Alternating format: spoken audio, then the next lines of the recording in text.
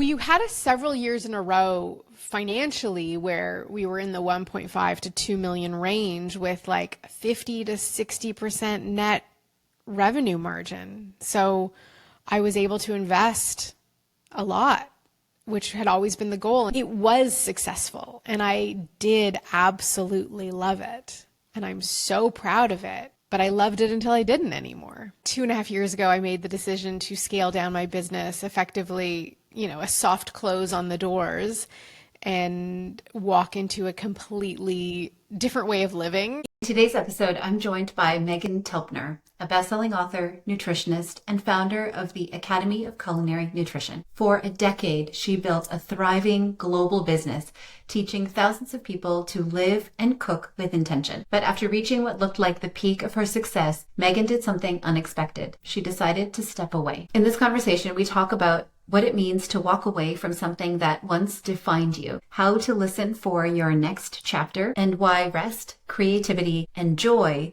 can be just as important as ambition. Hello, Meghan. I'm so excited that you are here. Maybe you can give everyone a background about who you are and what you do.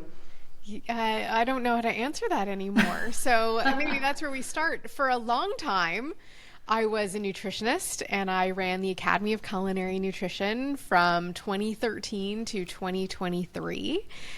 In that time, published 2 books that became bestsellers, certified more than 3,000 students in 85 countries, and had a baby. He's now 8 years old. And that is who I was. 2.5 years ago, I made the decision to scale down my business, effectively, a soft close on the doors and walk into a completely different way of living. So what am I now? And I don't know. I'm a mom. I'm retired. I'm working on saying the following. I'm an artist. So there's a lot happening, but I don't know how to answer that one little question. Yeah, that's what I found what happened to me too when I left my practice. All of a sudden, I used to be able to walk into conferences and things and be like, oh yeah, I'm Dr. So-and-so. And, like it was easy to be able to introduce myself because I fell into a box people could understand. And now I'm like, I don't know, I'm trying some creative things and it's fun and I'm seeing if I can write. I don't know. So I understand what that feels like. Let's take it back a little bit. I know you got into nutrition for very personal reasons. Can you talk a little bit about how that started for you and then how this career unfolded? Yes. My original passion and love from a child was sewing and designing my own clothes. From when I was like 7 or 8 years old, I took a sewing class with some friends and I just kept going. So my undergraduate degree was in fashion marketing. And that kind of killed my love and passion for the art and creativity of fashion. And I ended up moving into advertising, getting jobs with advertising agencies. Prior, I guess, sort of in between the move into my quote unquote career, I graduated from university having a bit of a crisis. I got sick and that kind of progressed. And so that was how I ended up going into nutrition. After 3 years of, seeing all the doctors and all the practitioners, I was diagnosed with Crohn's disease, an autoimmune disease. Took a natural approach to healing it, which was just about 19 years ago. Have remained symptom-free. So I went through the path of healing that naturally, and that was ultimately what inspired me to go study holistic nutrition and figure out what I'd been done that I'd been told by every doctor was impossible and healed. And from that, I was inspired to start teaching cooking. Be like, we can transform the trajectory of our lives by making different choices. And if we can start in the kitchen, that feels like an easier way in than let's reassess your whole self-identity. Yeah, and good for you because 19 years ago, now I think nutrition is a lot bigger of a topic, but 19 years ago, that information wasn't there. I was in practice 19 years ago, and I felt like half of my job was just telling people there are options. There are things you can do for yourself to help yourself heal, especially with an autoimmune condition, which is, wreaking havoc on your body. It really does start in the kitchen. So good for you for recognizing that. I had no background in nutrition or science or basic biology, but to be told that what I eat has no effect by the health of the digestive tract, even my fashion degree, I knew that there was another way through. And fortunately, my mother was always a little bit skeptical, and so I had that support in pursuing a different path, and thank goodness I did. Yeah, thank goodness. It's so helpful when you can actually get that good food into your body.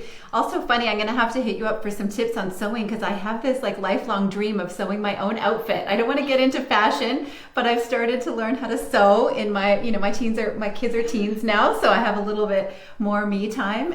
So yeah, I'll have to chat with you. I can tell you right now what I'd recommend. Yes. There's lots of sewing studios popping up because, we are moving back to craft. It's the antidote of the 2025 life. There's also a great website, Domestika, low membership. You can sign up for all kinds of courses, learn how to make a tote bag, start so basic. It's one of those skills. I started sewing quite young. In middle school, I won the Family Studies Award. In high school, I won the clothing award. I was the student designer for the fashion show. This skill of sewing to me is learn how to file your taxes, learn how to manage a bank account, learn how to mend your own clothes, learn how to cook a basic meal. These are the essentials that every human needs to have. Yeah. Oh, that's interesting. I'm going to look it up because I'm really interested in it. And my poor mom, she's like, I can teach you lots of things, but sewing is not one of them. She's like, I was terrible. My mom tried to teach me and I could never do it. No, so this is something that I'm going back to now at this age. It's in my DNA. My grandparents, after the Holocaust, immigrated to Canada, and my grandmother opened a corset shop. Sewing custom, she sewed brassieres and girdles and all the things of the 50s, but she was one of the first to sew custom bras for women who were having mastectomies back in the 50s and 60s. Oh, it's so cool.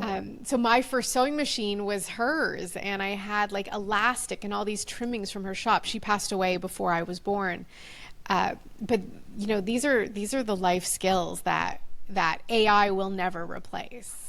Yeah, and you're right. It's very tactical, craft. There's something to craft that is really special. Yeah. I want to go back a little bit to your career because of you have these books and you had these many students in your courses, and you were teaching for, it sounds like 10 years, which is a really long time. You had sort of this, what would look like from the outside, very, very successful career. You were helping people, you were changing the world. As someone who was sort of reading your posts and following your recipes and things like that, I thought, oh, this is so amazing. She's doing what she loves. So maybe just take us back to that time for a moment before we move to where you are now. How did it feel doing all of this work? I loved it. And it was more than 10 years. I taught in person in this space that I'm still in I taught for 4 years before I put any cooking classes on the internet. So it was in-person workshops and classes, teaching on the very edge of my knowledge. I did not know how to cook when I started running a cooking school. I had 6 recipes to my name that were, sort of recipes, like rice wrap salad rolls, a ginger soup that was carrots, onion, ginger, and salt.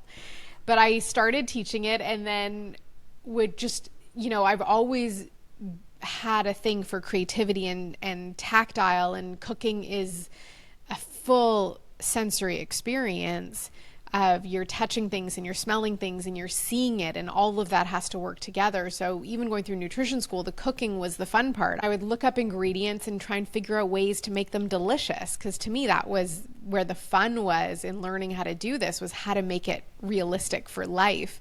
And so that's what my cooking classes were. I've never been shy to ask for things, and at the time, the National Post, which is a Canadian national newspaper, was starting their blog, and were looking for writers, and they were starting a food component of it. And I just wrote to the editor saying, can I contribute? Can I be a regular writer? And he was like, okay.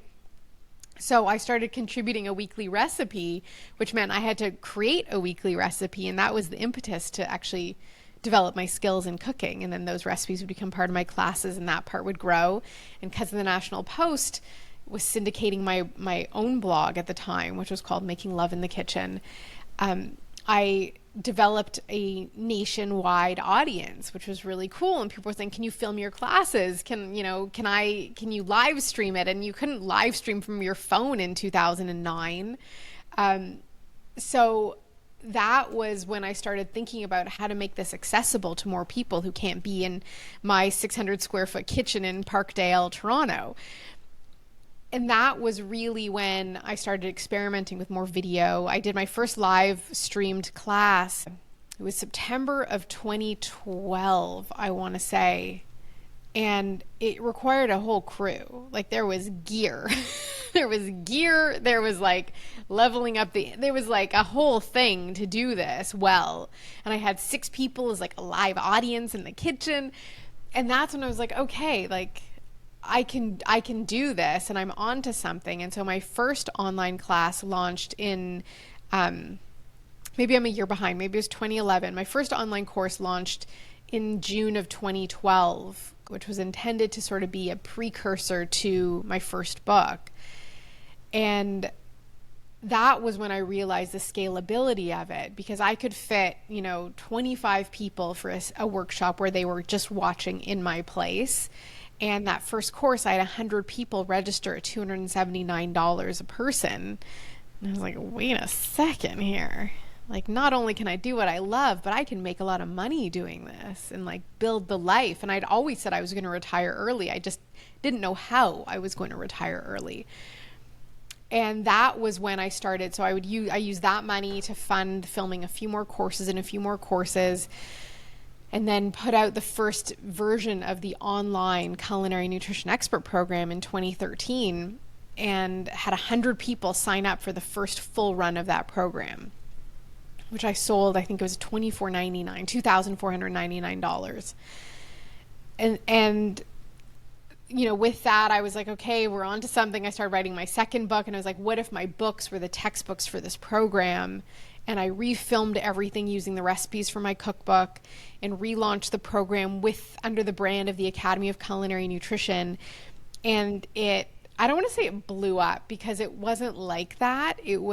I had a singular focus of building this company, building a team, simultaneously creating something that people who joined had tremendous value from, that I loved building and creating, and also working to create a place that people love to work at. That last part took time and a lot of work, because we can't do all things well. I learned how to manage a company, how to be a CEO, which, again, not a job title I ever wanted, not a job title I ever loved.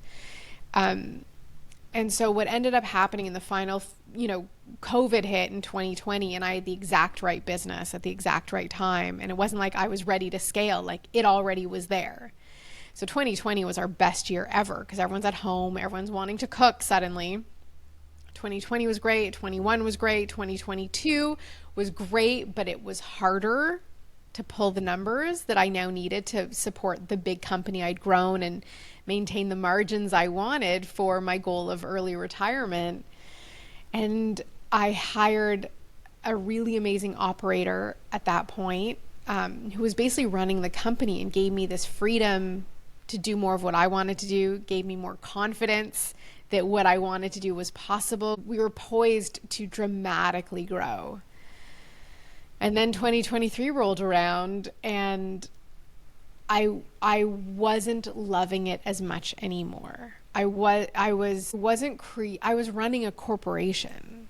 I'd been incorporated, technically speaking, but I was running a company where I was having only quarterly one-on-one check-ins with individuals from my team. I was not creating a lot of new things, because I had the cash cow that was working and was amazing. And we had a launch that wasn't what we'd anticipated, which I kind of suspected. And ultimately, I looked at what my job was. I was like, I don't want this job. Like, if it weren't my company, I probably would have resigned earlier. I didn't like being a CEO. I was in a mastermind group. I was meeting with all these amazing people. I had all these, a notebook full of ideas of how to build and grow this company and generate more revenue. But generating more gross revenue wasn't generating my net that I had specific goals for this retirement, which I'd blown through, by the way. So I didn't need the money anymore.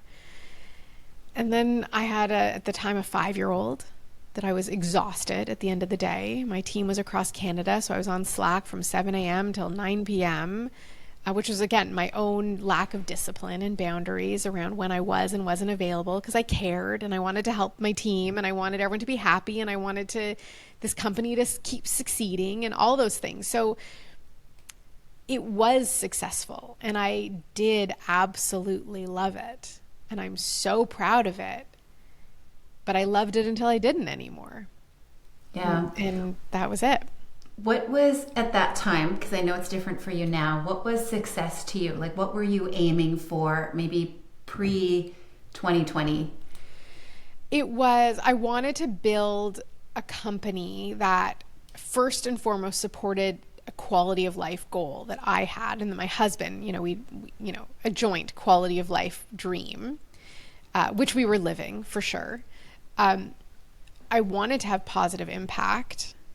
I never wanted to be anyone's guru. I didn't want them to keep having to come back for more and more classes and more teachings. I wanted everyone to take this program, become wholly self-sufficient and discerning humans. We offered the opportunity for them to become certified instructors so they could buy a package of courses and go off and teach them. I didn't want a share of what they earned. I wanted them to know that with their own effort, they too could transform and build whatever life they wanted for themselves. And I did all of that. So that was what was successful. And then I wanted to make a lot of money. Yeah. How, and you don't have to share exact, but as much as you're willing to share, when you were at your peak, let's say, how big would you classify, for other people to know, oh, this was actually a big, successful company? We had several years in a row financially where we were in the 1.5 to 2 million range with 50 to 60% net revenue margin. So I was able to invest a lot, which had always been the goal. And it wasn't for lack of paying people in my team. It wasn't for overcharging anyone. So it was really in delivering great service. So, and my goal was always to have 400 students. Never got to 400 students in a year. The closest we came, I think, was in 2020, and it was 389. We were always somewhere between 350 and 389, the student range. We were able to increase the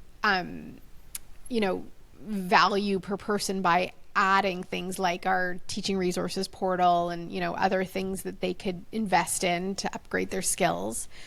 So that was, and we had several years that we had that run, and it was mind blowing to me that, from a $65 cooking class in my kitchen, that was what it had grown to.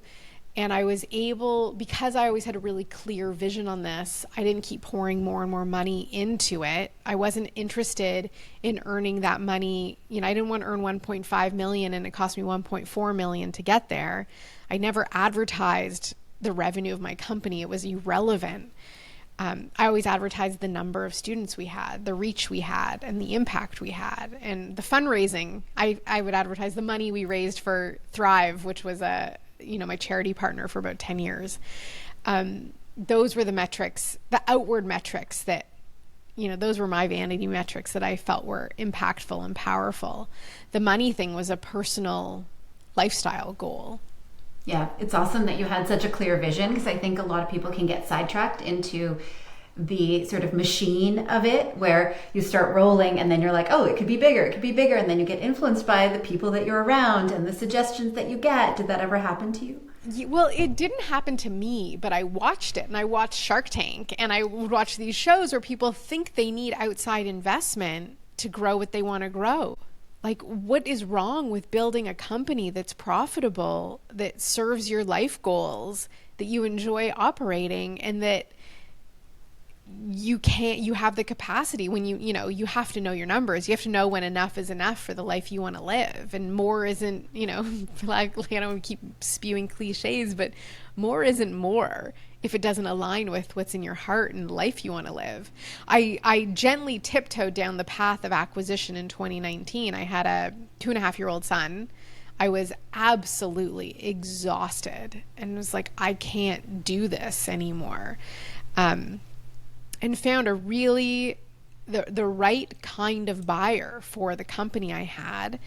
It was evaluated at 8 times the gross revenue, which was like, holy cow.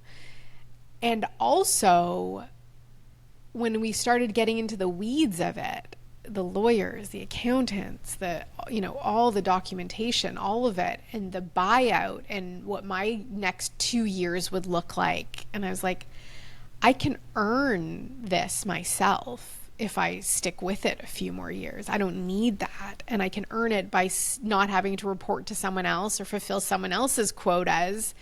And if they're investing that much, it was also terrifying to me because like now I have to deliver to somebody else. I put enough pressure on myself. I didn't need more of that. And so I walked away from that and realized like, why do that if I can, keep going for a few more years? And thank goodness I did. I want to ask you a question I don't get to ask very many people. And that is, how do you know what is enough for you? And how did you stay sort of grounded in your vision when it's so easy to get caught up in, all the excitement and the buzz? We had a goal. I had a goal to retire early. So that was the first thing. We had a goal on our first house to pay off our mortgage by a certain time. So that was another thing that we figured out. And then we crunched the numbers. We looked at a full year of and this was back in I think 2018 or 2019 we did this, a full year of what our life cost. And not like we had the essentials, but I wanted, I love traveling and I've become fancy pants. Like I want to travel nicely. So like, what does that cost? I don't buy a lot of clothes. Like there's certain things that just aren't of value to me. But so we figured out, living how we want to live, what does that cost? And then, buffer another 15-20%. And you figure out that number. You multiply it by 10, that's when enough is enough. You invest the 10x amount of your cost of living, earning optimally 4 to 5% compounding interest a year, and most investments will earn more than that. You can live off the interest without touching your principal, and optimally you live below that and the principal keeps growing and you're good. Like it's not complicated. And it was just that when money started coming in, I never changed how I can't say I never changed how I lived because I did in some ways. Like we stay at nicer Airbnbs. I would hire a private chef when I travel because I'm away for 2 weeks out of the year. At that point, like I don't want to be in the kitchen planning 3 meals a day. Like that's not a holiday. In 2021, we moved into a larger home. My husband had a clinic downtown. The lease was up. So we made that conscious decision. Why pay rent if we can pay that into a mortgage? So how we live has changed, but it's never impacted. I've never made a purchase or an investment decision that required me to work more. And that's kind of the parameter. We could buy a cottage. If we bought a cottage, like I've done the math on it, is that worth having to work a whole lot more? And it never was. So, even down to like, I pay attention to everything. A pair of jeans, if you're, it's $500 for these fancy jeans and you work out your hourly rate is actually maybe $28 or $40 after tax. Is it worth 3 days of your life for that pair of jeans? And to me, that's not even remotely deprivation. It's a liberation and it's a freedom knowing that I get to choose a life of freedom over being tied to desires of consumption. It's interesting because I think one thing I'm hearing from you is really knowing what you want and also knowing the numbers. I think it's really easy for people to get caught up in comparison. You know, this person has a bigger house, this person is going on a nicer vacation. And it is relative. Like, even me, we used to start at like very small, you know, sort of hostel type places. And now I'm like, oh, I like a nice bed and I like the nice covers and, you know, more space. And so you travel a bit differently. So I see how it can spiral out of control. But I think the thing that grounds me, very similar to you, is I know what the vision, the kind of life that I want to live, and I know the numbers. And for me, the thing that really hit me was my parents. Like, they were immigrants, they worked 3 jobs, they set up their whole life so that they could give me a better life. And now I look at them and they say, you know, we don't have the health to travel. We don't have we saved up all this money and we just didn't live the way that we wanted to live because we were hustling so much. And I feel like it's such a privilege and luxury that I can make those choices that they weren't able to make. And that's sort of what grounds me. It's like, why would I want to work if my health is at risk? Why would I want to work if my family, if I'm not able to, you know, the things that they did for me sort of really resonate for me and keep me on track. And it sounds like you're very similar in that vision. I am. And I think a big part of that, you know, I imagine for your journey and for mine, is knowing your heart, like knowing what really, really matters. So, I mean, when I moved into my new house, everyone's like, well, give us a tour of your new house. I'm like, no, like, that's my home. I didn't buy it to put on display. I don't share photos from my holidays. I don't give tours of where I'm staying. I don't post meals. It's not for anyone else. And social media is so weird, and you can feel like you know someone, but if you ever went into my feeds, you're like, actually, there's really not a lot in here that reveal. It's like everyone sort of fills in the blanks in their own imagination, and I've learned that no matter what I put out there, people will fill in the blanks with their own imagination, for better or for worse. And recognizing that, you know, what you invest in your life, it has to be for you, your family, your, like, what's truly in your heart. As soon as you start living for external validation, you will get lost. You'll get lost in the matrix, and you'll get lost in that comparison trap, and you'll get lost in your own life, and a crisis will come that will wake you up. It doesn't need to be painful. Like, it doesn't need to get to that. It's just, you know, we have to learn to, you know, shush a little bit, be quiet and listen. Yeah. It's also never ending, right? When you're looking for external validation, it just never ends. It's like, I just need more and more and more. So I think you make a really good point.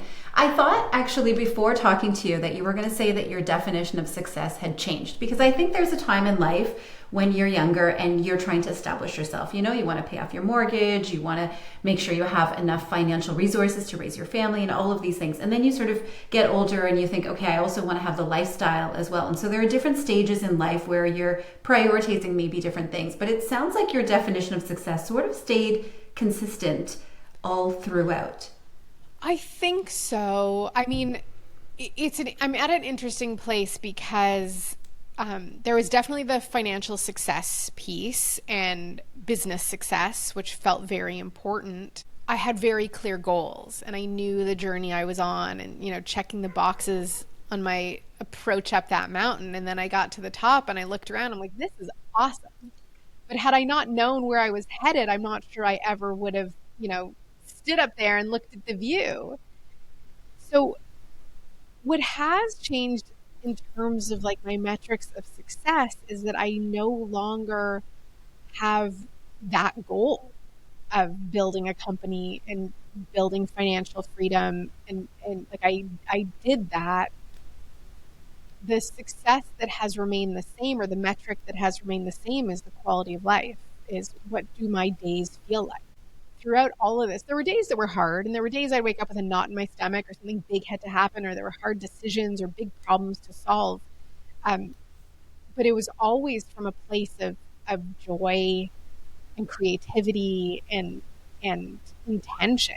Like, who I am hasn't changed probably since I realized who I was, which I would say was probably my early 20s. And confidence in who I am has grown for sure. But, you know, now I'm embarking on different projects, and I don't know what the definition of success is for those yet. aside from creating with love and joy, keeping it meaningful and joyful, which again, that's always been the same. It's the validation metrics have shifted. So that's something I'm navigating, and it's been extremely confronting. Yeah, tell me about how it's confronting, because I'm sort of in the same place as you in the sense of like I had these very, clear metrics in my practice. I want to help this many people. I want to, also wanted to make money, but I really wanted to make a difference. And now I'm writing and it's taking me really forever. And I'm like approaching all of these struggles trying to write this book that's like a really intense, big project.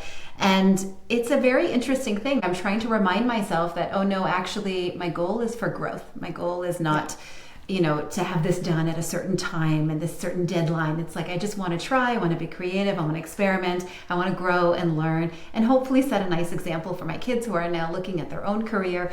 But I have to remind myself of that sometimes, especially when people ask me, oh, when's your book going to be done?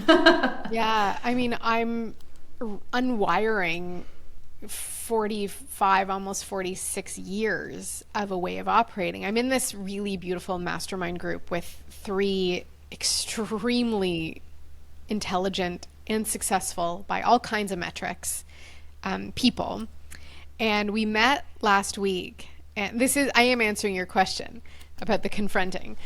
We met last week, and we meet, and we take turns facilitating these sessions, and this one was like a 3-page double-sided, I'll call it a form. I hate forms with lines and boxes and questions to fill in, like that kind of thing. And I'm given this thing and I'm like, ugh, I hate these things. And one of the people in my group grabs it from me and puts, I don't know if you can see, he put an A+ on it and then gave it back to me. It was still blank. He goes, there's your A+. Now you can just fill it out without the pressure. I was like, damn you. You don't know me. So that's the part that's been confronting, is all of these things in our society that tell us we're doing good.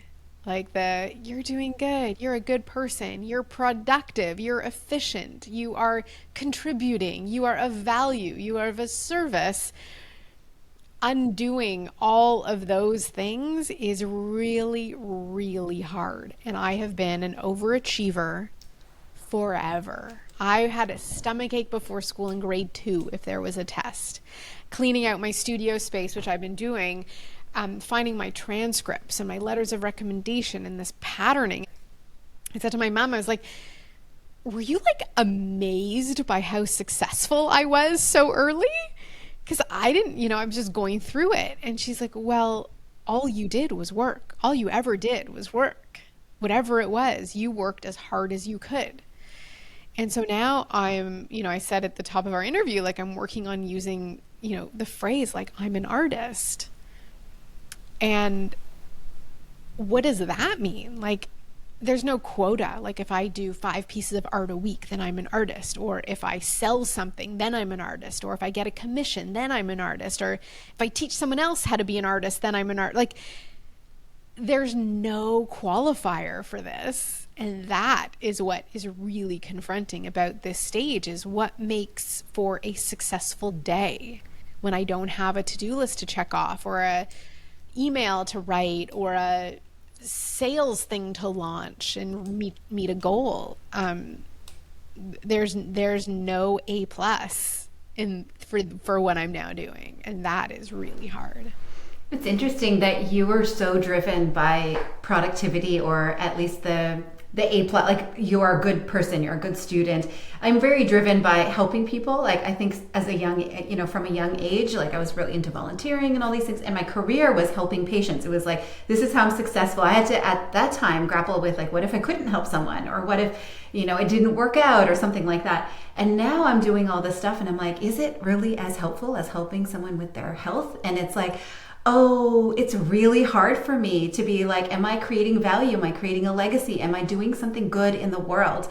And I'm starting to realize, oh, there is another way to look at things. I can do good in the world in other aspects of my life and still feel like I'm creating something. Like the confronting aspect is really interesting. What I'm learning through this, I'm really loving this conversation with you, by the Me way. too. Me too. Because I've been like noodling on it, but it's not something we talk about a lot, really. Um, the the thing that I'm learning through this, how am I of value is a question, because like you and your naturopathic practice and me and my work, I learned so much too that I'm like, how can I not keep sharing and teaching and guiding and serving?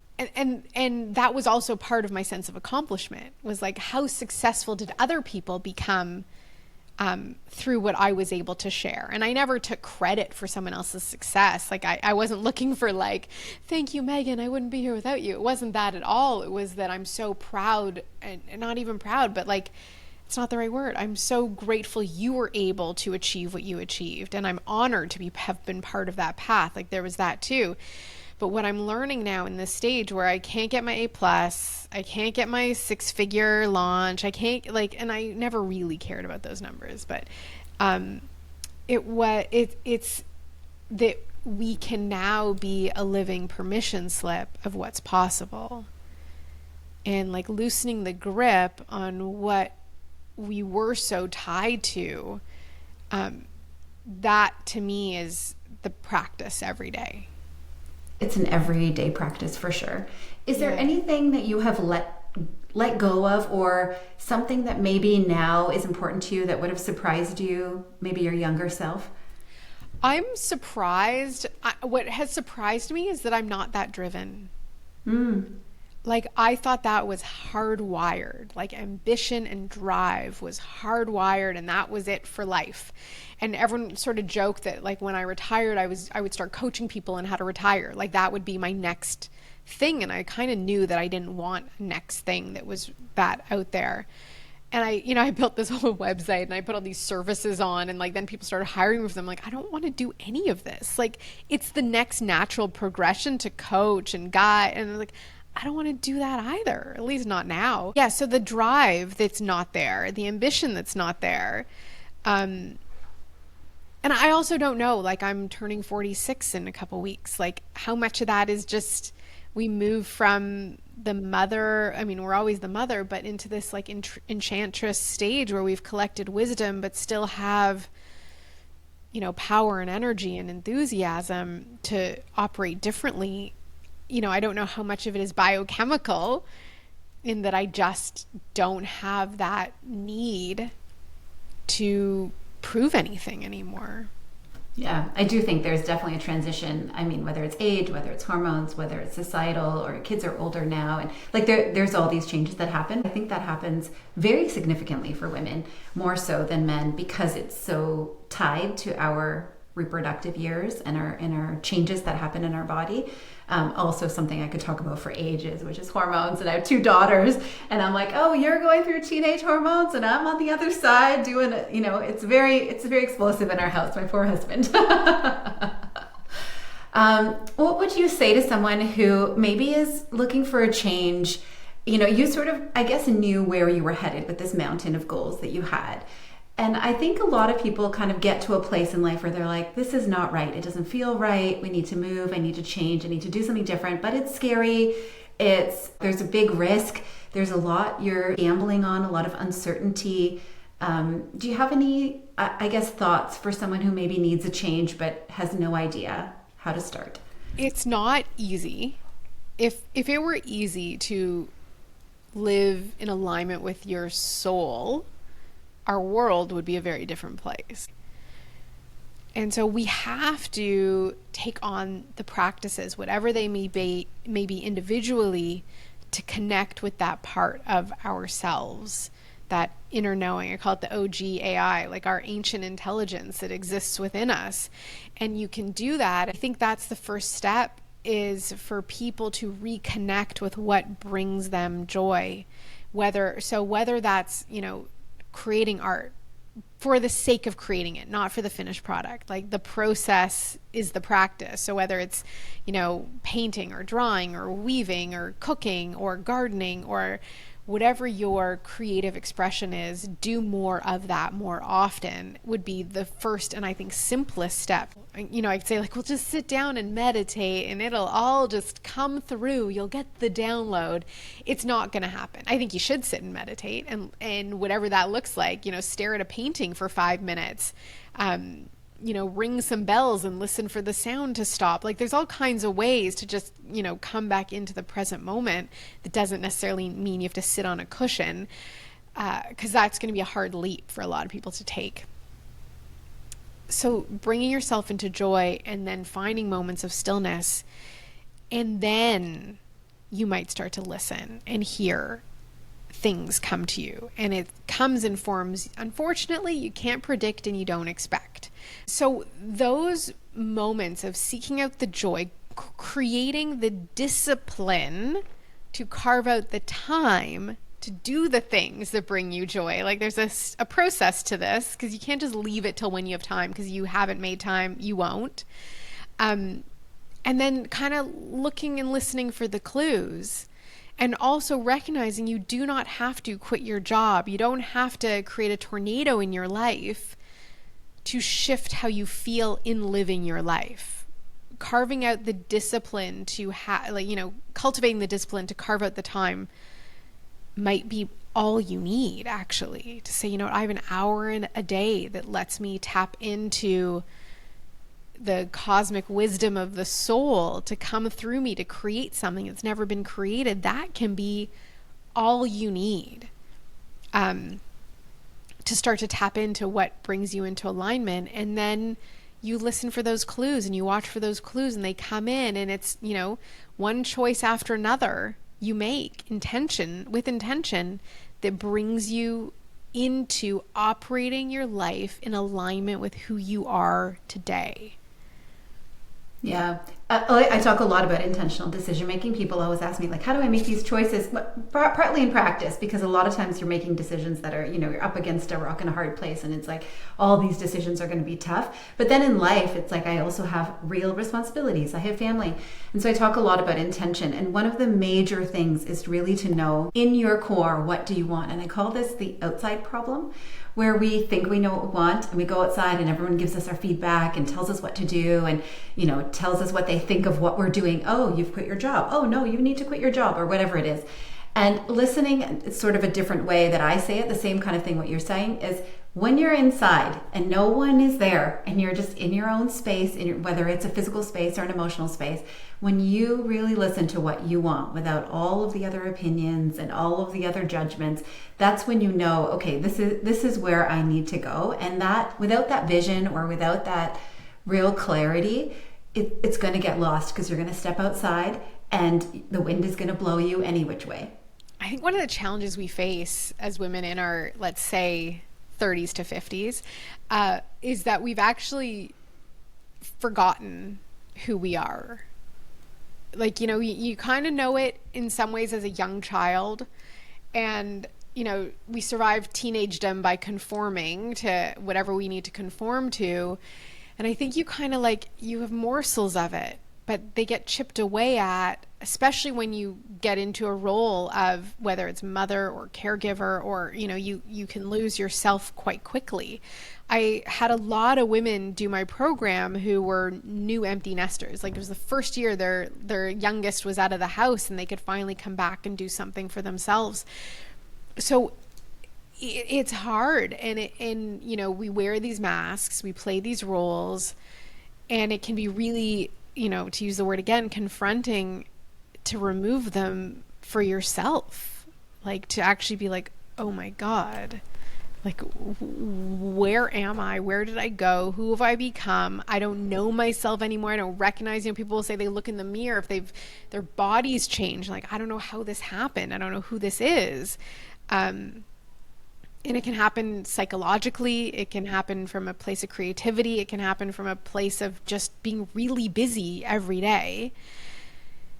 And again, that's why it's so important to recognize what is the pressures from outside and what's real, and get super clear on the core values you live your life by.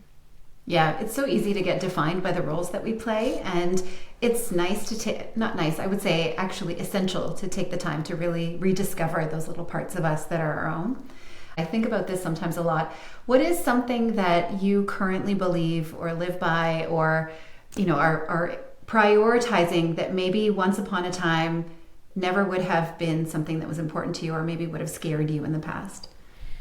Um, I mean, two things come to mind. One is rest.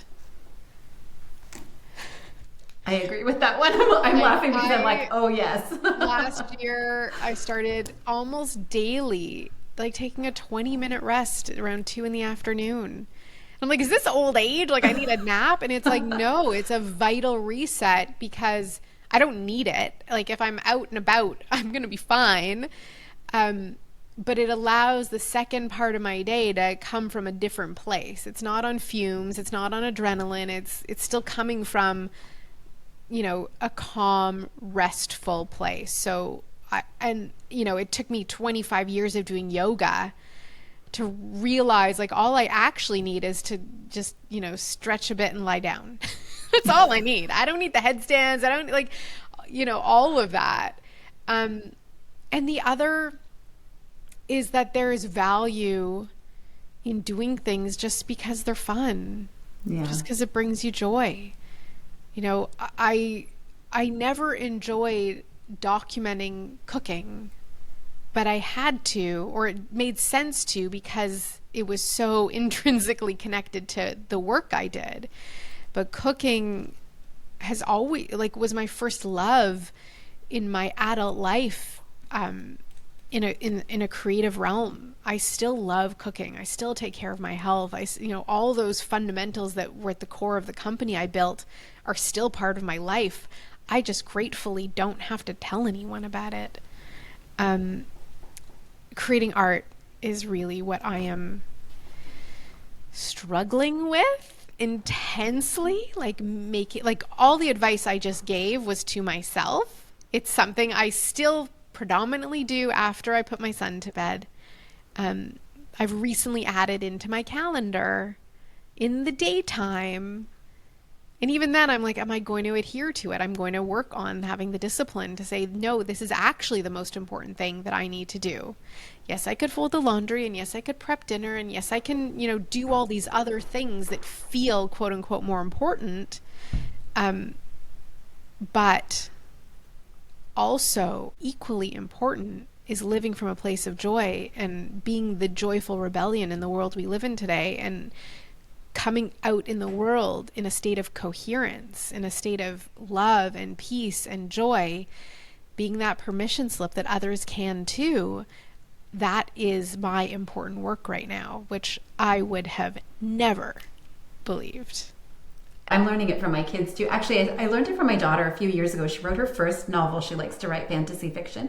She wrote a novel just because she was having fun. It was during COVID and they were home. And she wrote this book and we self-published because I'm like, I want her to have the book in her hand and have her see the cover and look at what she did. She wrote this, however many thousands of words.